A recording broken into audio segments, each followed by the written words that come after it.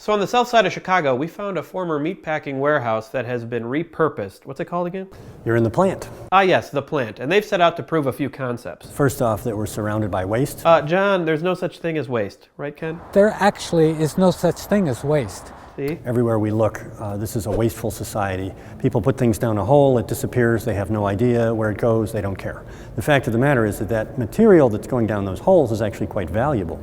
And if you can figure out a way to harness it for something else, for making energy, for instance, or as material inputs to other processes, then you're way ahead.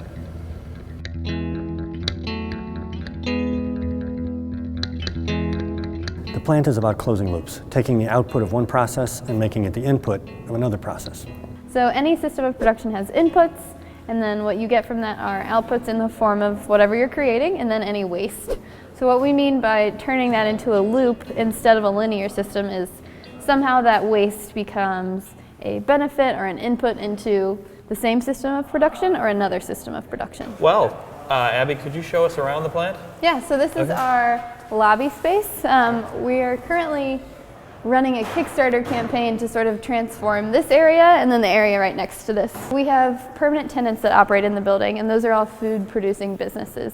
So right now when they sell their products, that has to happen off-site for the most part. Once our lobby and retail space is ready, they'll be able to sell those products on-site here. Ooh, it smells. Yes. It smells bad.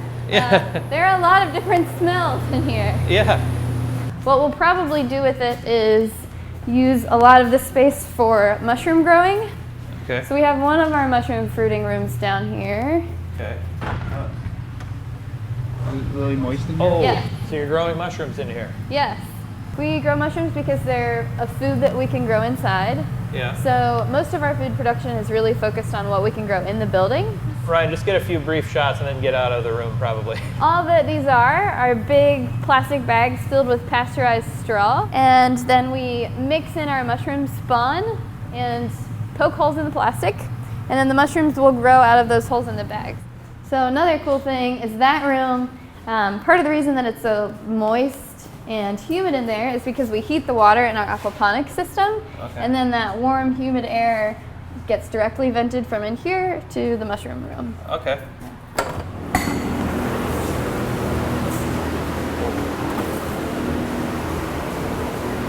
Whoa. That's a bunch of plants.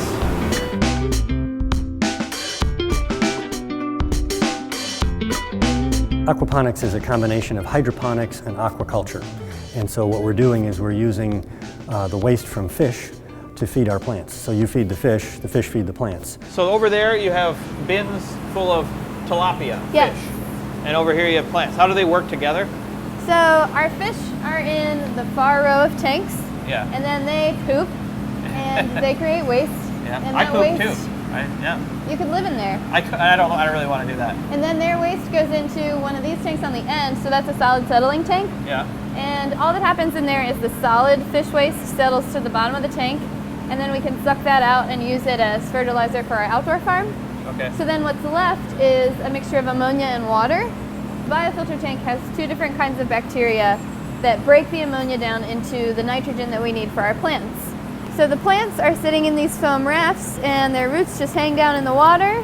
And then what they do is they absorb the nitrogen out of the water, and in doing that they're cleaning the water for the fish. So then the water goes right back to the fish tanks and the whole thing starts over. Wow.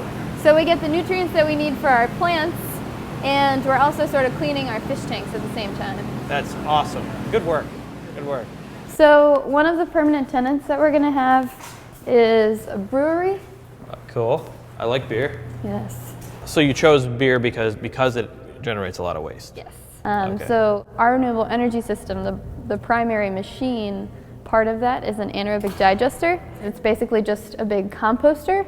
It does the same thing that a compost pile outside would do, it just does it in an anaerobic environment. So the digester will consume 30 tons a day, every day, of food waste from neighboring food industries, like the fat rendering plant next door, grocery stores, breweries around the city, condo buildings. The Field Museum is actually going to be sending all of their food waste here. So there are bacteria in there that break down the food waste into a solid, a liquid, and a gas. The solid digestate or press cake will get sold off as a soil amendment. We have a buyer lined up for every bit of that. We'll build up the liquid and we'll sell it off also as a fertilizer. The gas is called biogas, so that's what we get from that food waste, and it goes into our turbine generator. And that's going to be an engine that burns the biogas. It's tremendously efficient, about 40% electrical efficiency and 51% thermal efficiency. So we're actually going to be harvesting about 91% of the energy in that biogas, which is pretty unheard of, that's amazing, and consuming that energy. So on site to run all of the electrical processes like grow lights and blowers and whatnot. And then the thermal energy, that's going to get used for cooling through an absorption chiller and also for heating greenhouses, heating the building, all that. And so I've been looking for ways to reuse derelict industrial buildings for something productive.